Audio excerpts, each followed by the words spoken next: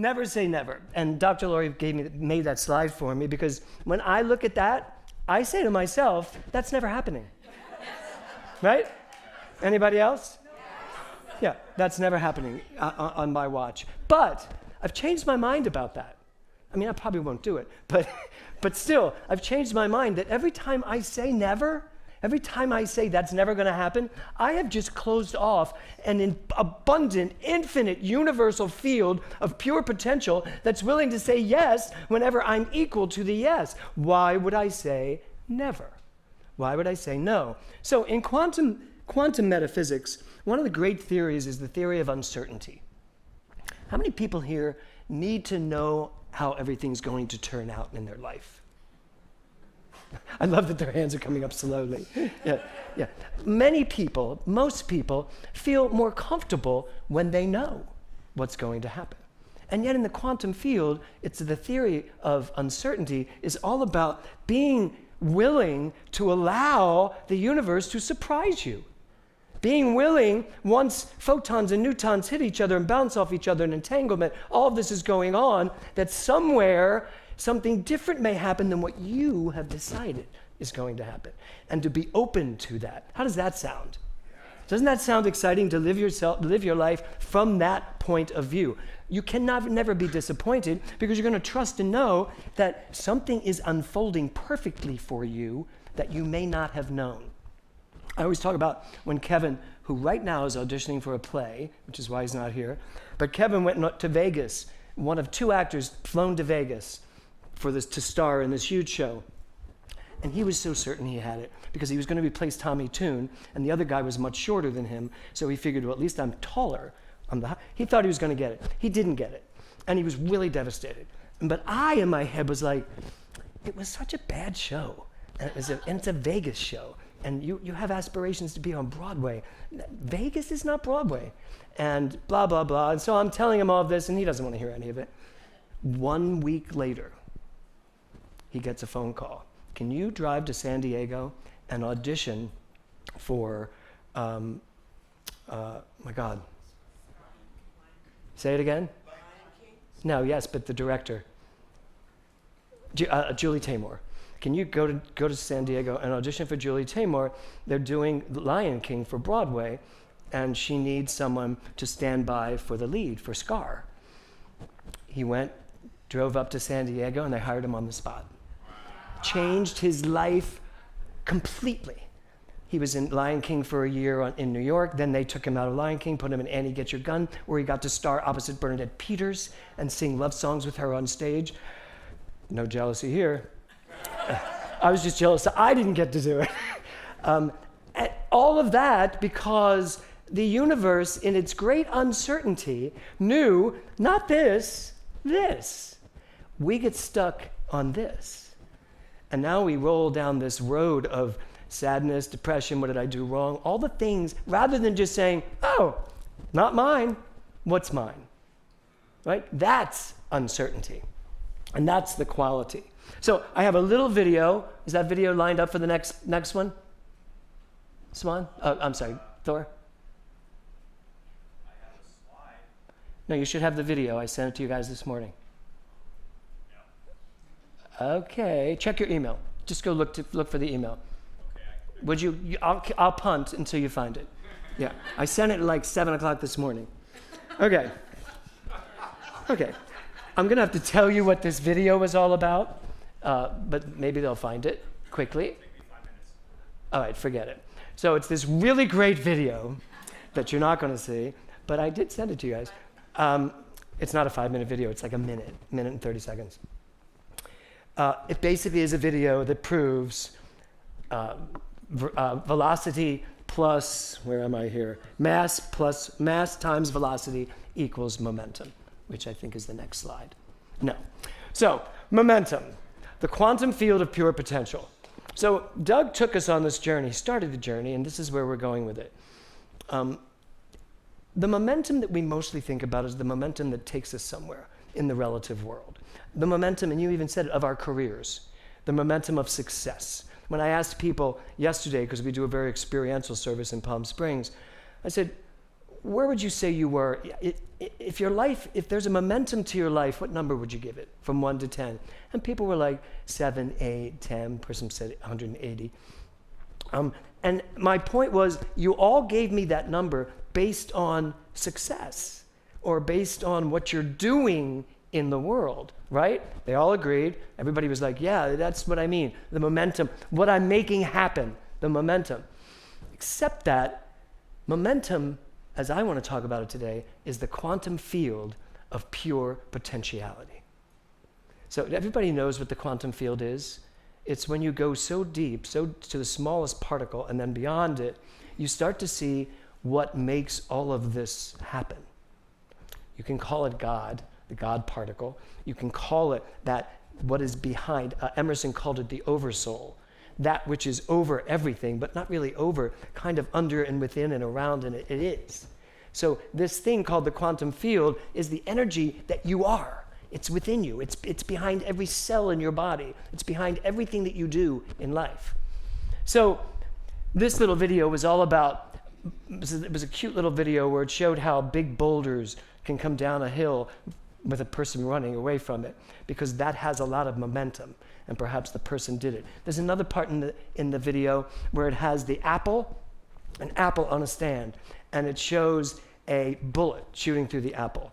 And even though the bullet is small, the velocity is huge, and it shatters the apple. Then it shows a cat, was it a cat? Some animal diving at the apple, and the apple moves, but it doesn't break or anything, because even though that's bigger than the bullet, it doesn't have the same velocity. So it's all about that. But my question to you this morning is, if we're going to talk about mass and velocity, the bigness of it and the speed of it, my question to you is this: how big are your thoughts? How big are your dreams? How big are your desires? How big, how massive is the life you see for yourself? And how fast is your mind working? Are you open enough to let this quantum field, this field of energy that's pushing through you at all times, are you free enough, open enough to let it move through you at such a fast speed that your life is like Doug's skis, that you are on it and it's taking you? So those are the two questions I want you to think about today. How big are your thoughts, and how fast does the universe move through you?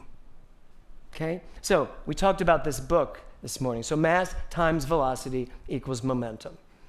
So the Possibility Principle by Mel Schwartz. I highly recommend it for anybody who wants to read about quantum and how it affects your life and how to live from it. It's a terrific little book.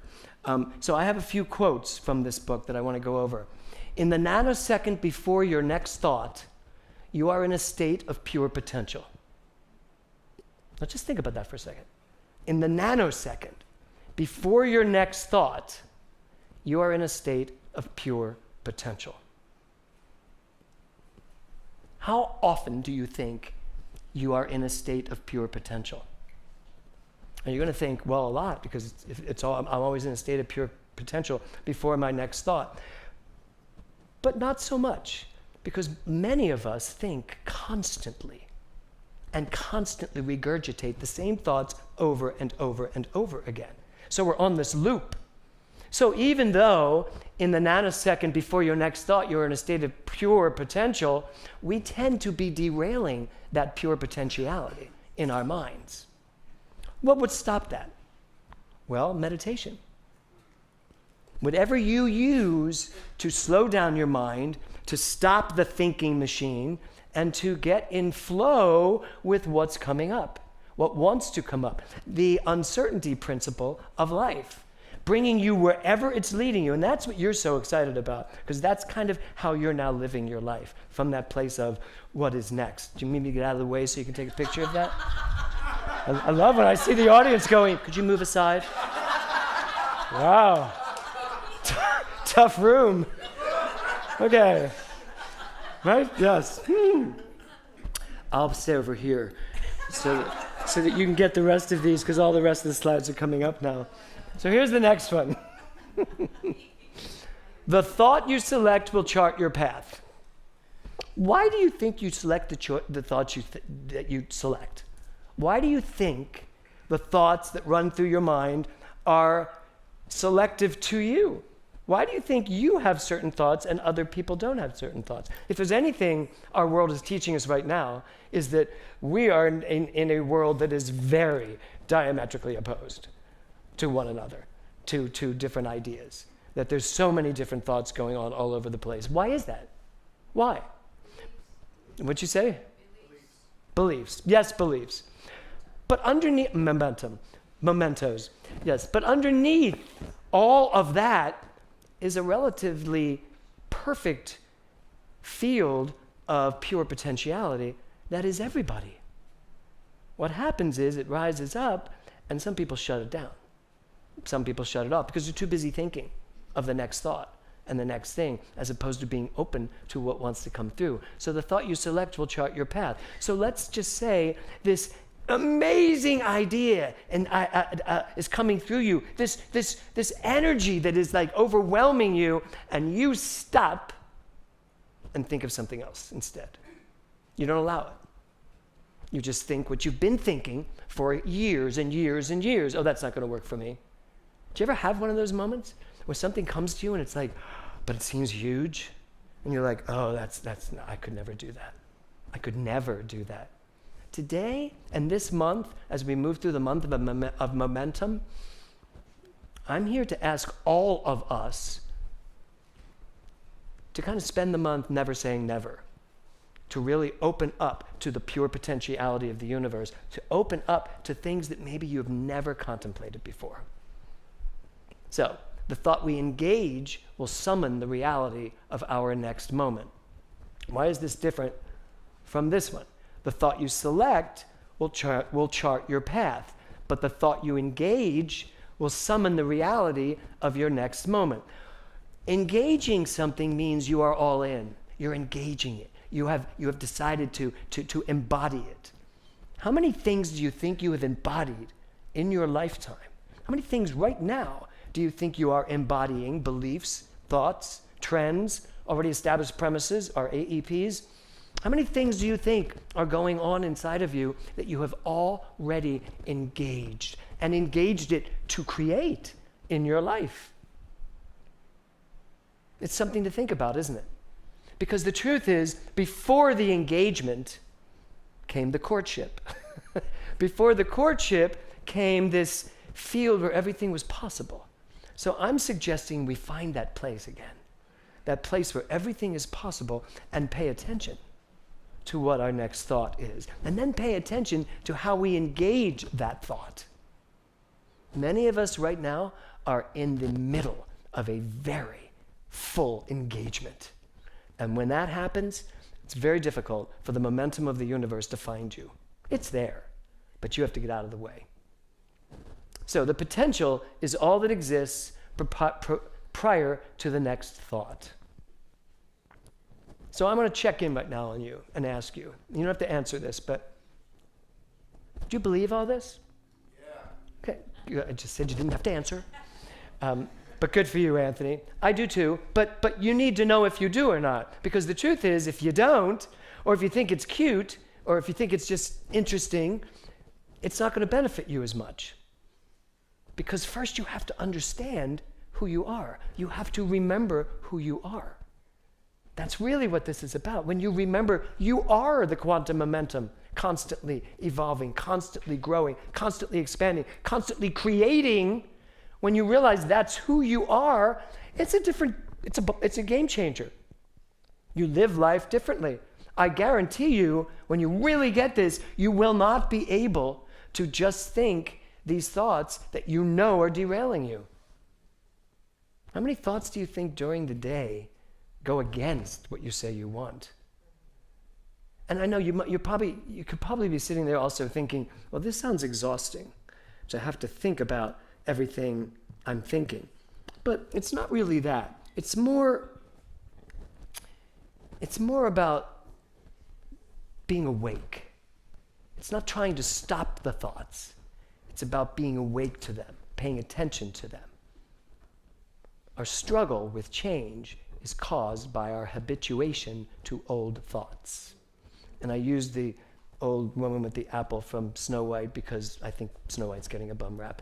So I thought I'd do that.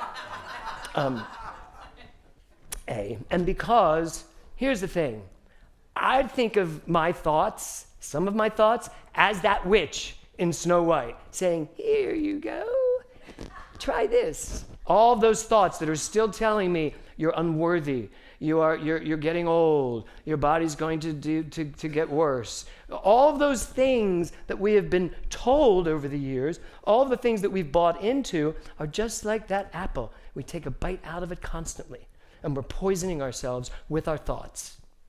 We're poisoning ourselves with our beliefs. And those beliefs are what is causing our life to unfold the way it does. This is one of my favorite pictures I've ever found. Are you the banana outside the mirror? Or are you the banana inside the mirror? Right? Are you a good witch or are you a bad witch? So, if you can learn to see the thought, you don't have to become the thought. How many bananas do I have here that look in the mirror and see something else? I mean, look at that banana. It is a perfect, organic, I know this, I checked. It's an organic banana, perfectly shaped. It's perfect in every way. Nutritious, it's amazing. But that's what it sees. And I know this is funny, but you're this banana. We are all this banana. How many dark spots are we seeing when we look in the mirror? And age is a big thing. Age is a big issue in this country, in the world. But there are some cultures that don't look at age the way we look at age.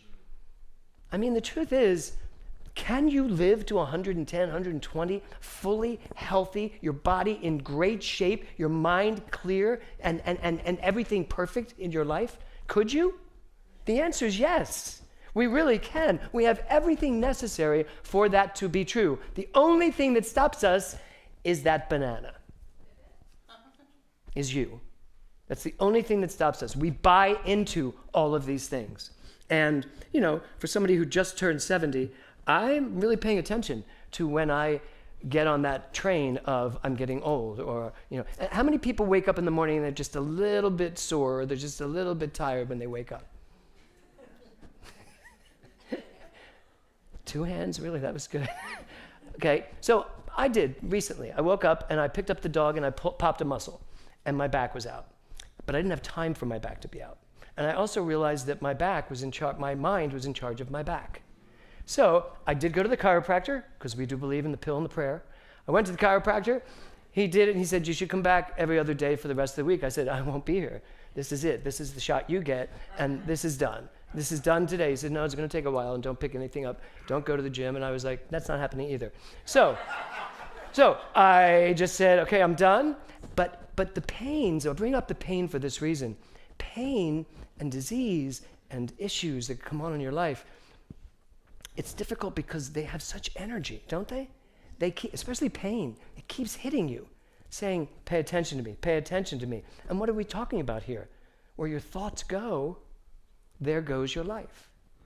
So when you're getting all of these pains and issues going on in your life, our engagement of them is what's causing the problem. Can we just not know the truth right away?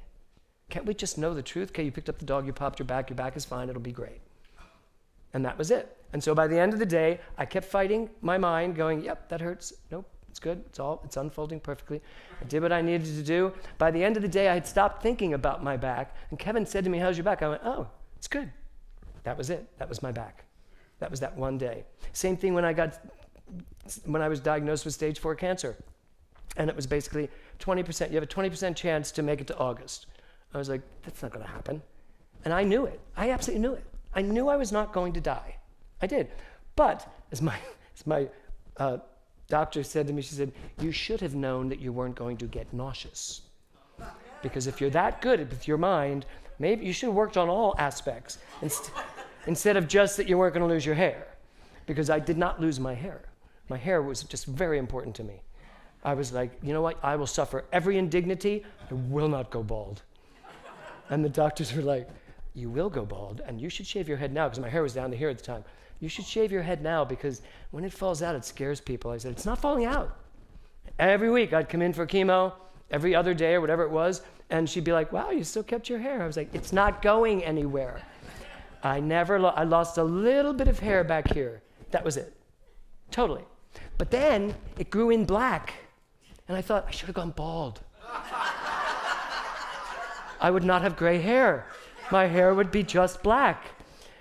Why am I telling you this? So, your thoughts, what you are doing with your mind, is what's creating the life you're living.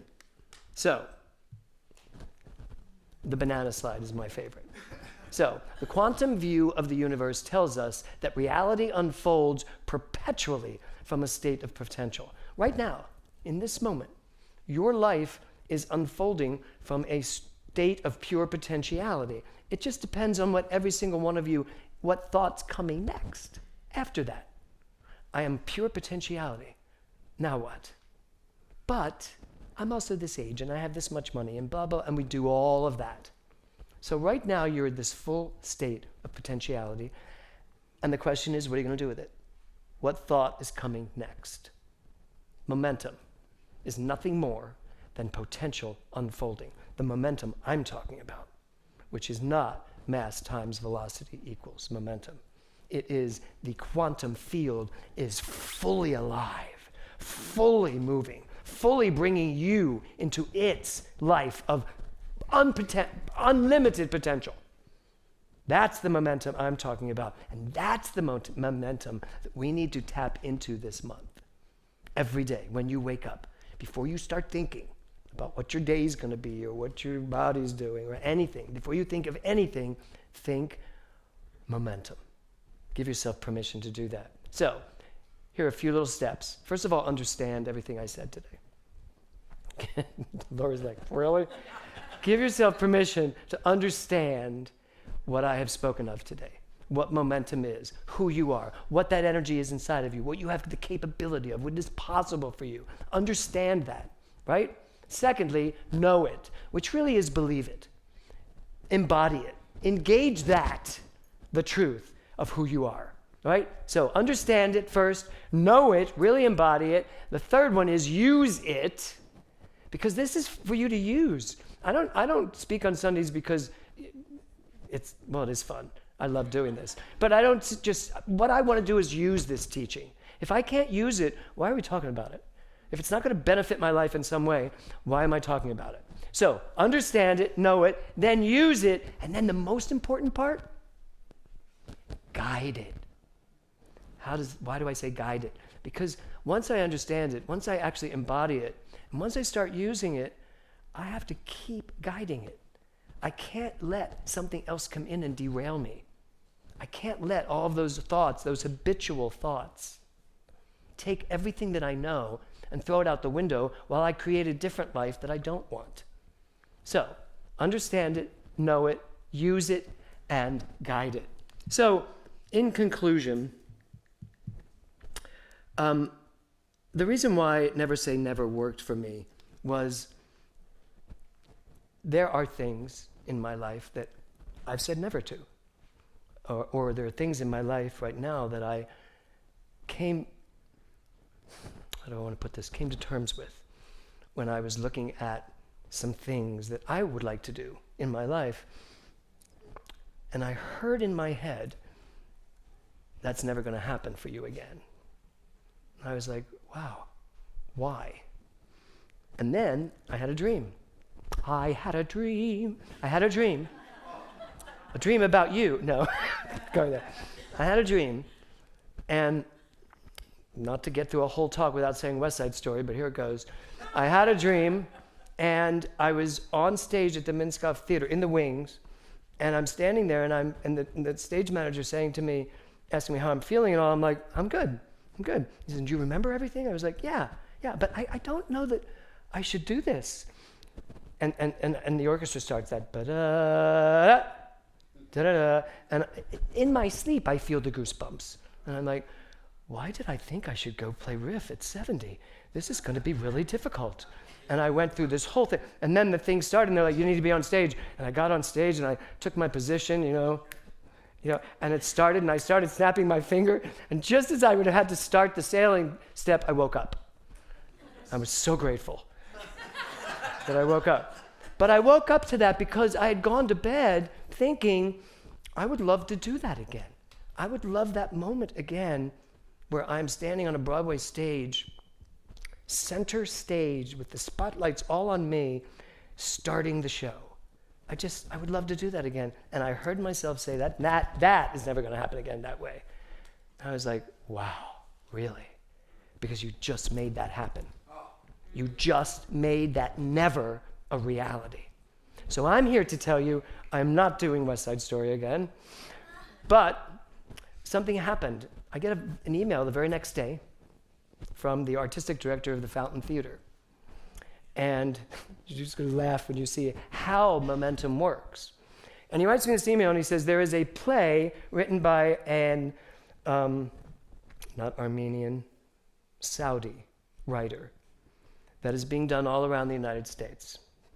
It's on Broadway. Nathan Lane's going to do it, and a bunch of actors are going to do it all over the United States. He said, and we would like you to be one of the actors that does this play.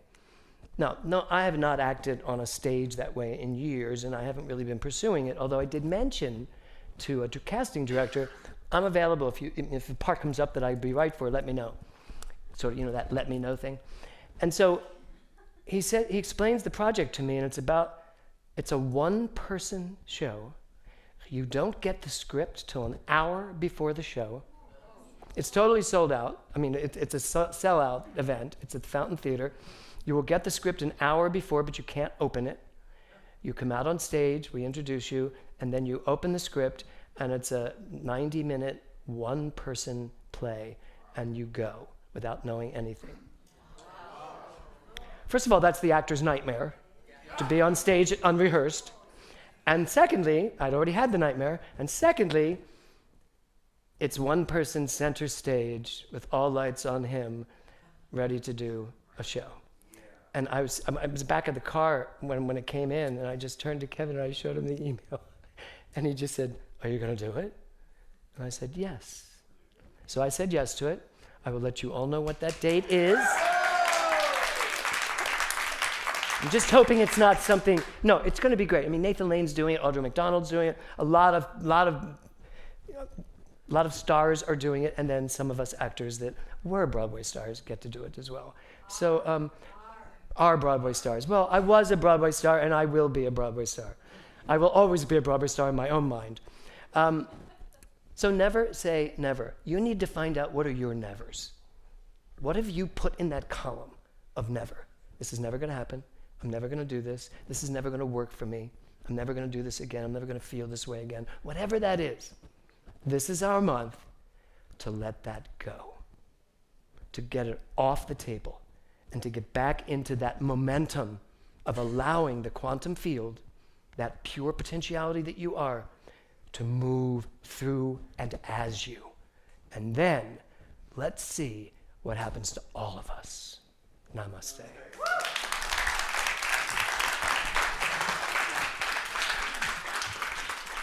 Thank you.